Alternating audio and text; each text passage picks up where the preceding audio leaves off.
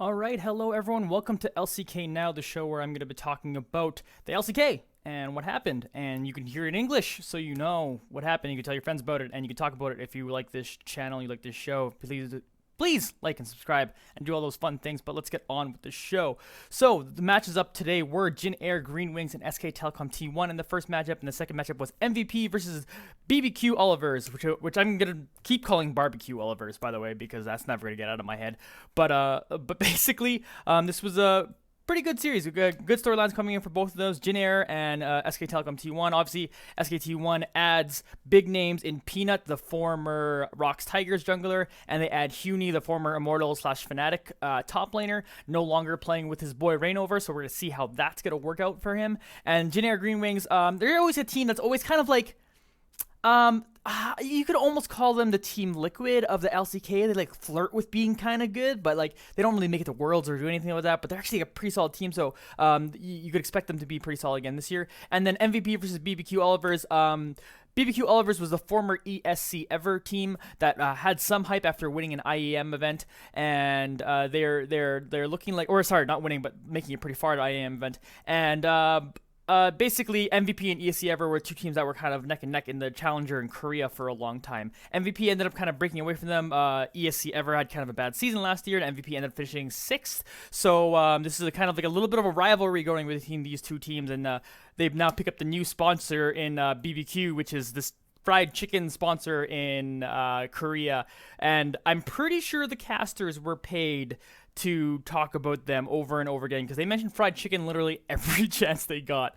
But we'll get to that game in a bit. Let's start with our Jin Air Greenwings versus SK Telecom T1. This is a game that went 2 games. SK Telecom did end up taking it on a 2-0 sweep, and a lot of that is due to Huny buying into the system. The big joke going around is the Coma belt.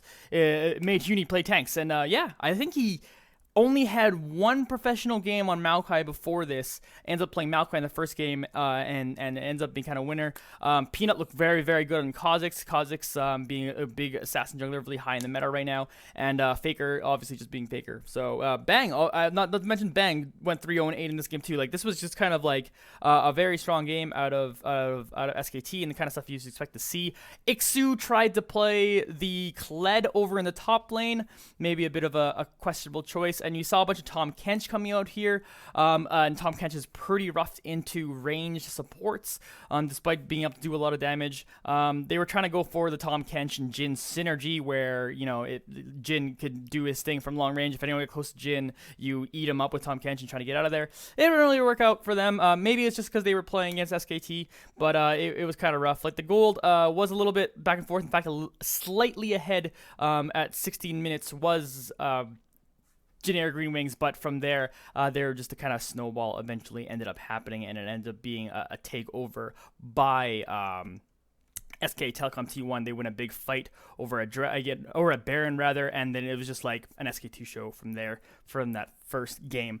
Moving on to the second game, they basically let Rengar happen, and despite the Jin Air Greenwings let Rengar through the draft, which has been a kind of a constant pick ban. They also let Faker play Katarina, where Katarina was played a lot by Faker in solo queue. And they also, this is the first time we got to see the Ziggs bot lane come out of Bang. And basically, all of it kind of worked for SK Telecom T1. Jin Air actually was a little bit ahead early on in this game, but after a good team fight where I believe Ziggs ended up getting a kill, or was it...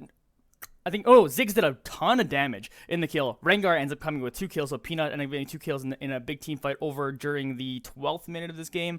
It just ended up being a once again, an SKT show from there. You got to see how dangerous Ziggs is as he just takes down towers for free. And if you don't know, basically, Ziggs bot lane has become a thing because Lichbane procs combined with the satchel charge that can destroy towers just eliminates towers like almost instantly, and it's disgusting. Ban Ziggs in solo queue right now, honestly.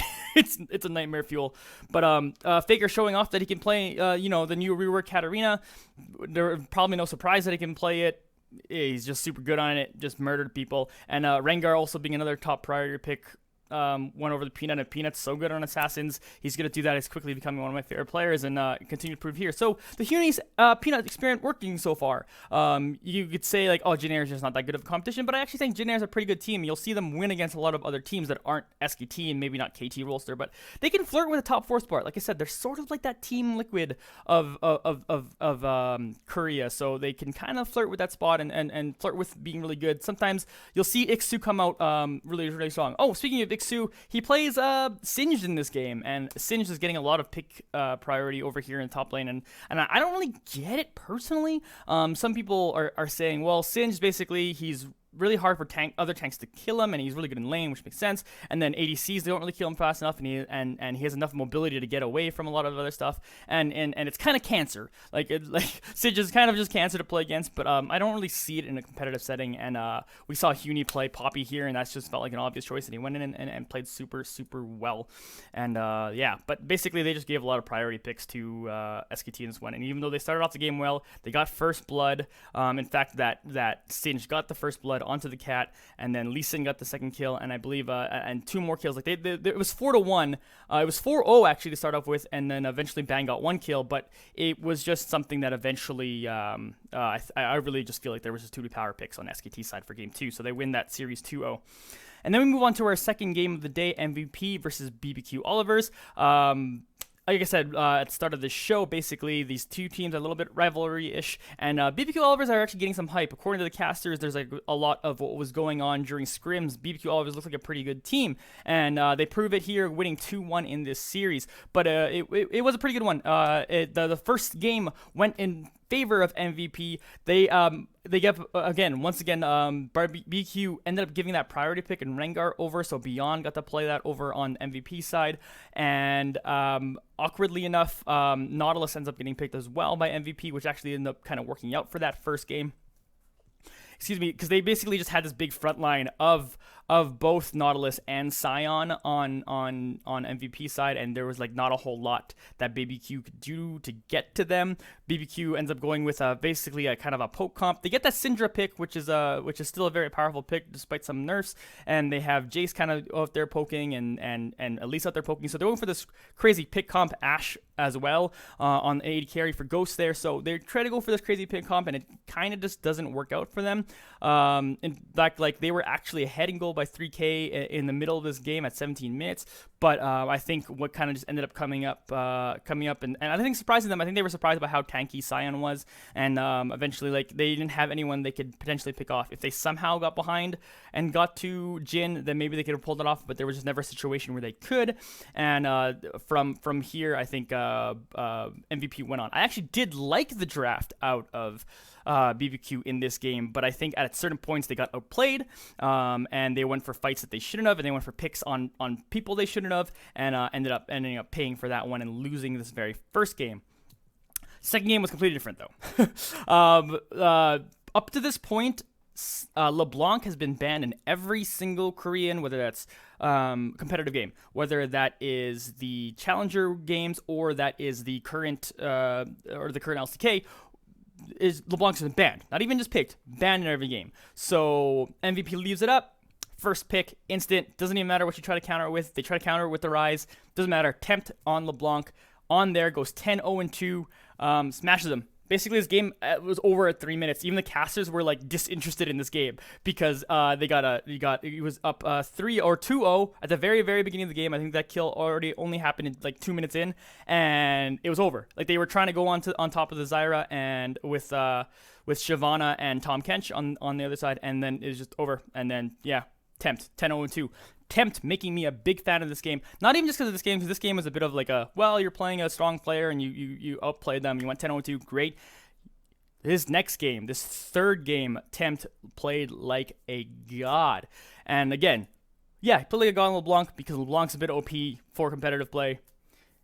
Fine, that's cool. You did that one time to do it a second time, he goes on there with the Taliyah pick over on to the third game, and this is a game where he could have been Syndra, could have been that safe pick, but he goes for that Taliyah, that very snowbally pick, and he plays super awesome. And while this game did remain relatively close, like it was still always kind of like within a team fight, someone's gonna take it over and win. Tempt kind of made it go the way where it just wasn't going to. Tempt goes 15, 3, and 7, gets a pentakill in this game, and just looks incredible. The Taliyah Shen synergy looked like it was working really well. Obviously, like that kind of like as well as the Rek'Sai, they kind of have all these globals that basically just come at you and then you die. They go with the Caitlyn and Malzahar bot lane, just a very good bot lane, and just no real answer from MVP in the end. It was kind of a bleed, and then eventually in a very important team fight, and BBQ just came out on top. So making fans out of me, these BBQ Olivers. At first I was just joking that they just have the best logo because it's literally just the chicken in armor, but like and literally Oliver stands for the fact that they use olive oil in their recipe for making fried chicken. So it's a bit of a ridiculous like sponsor thing you'd never see in LCS. Riot would never let that kind of a sponsor happen, but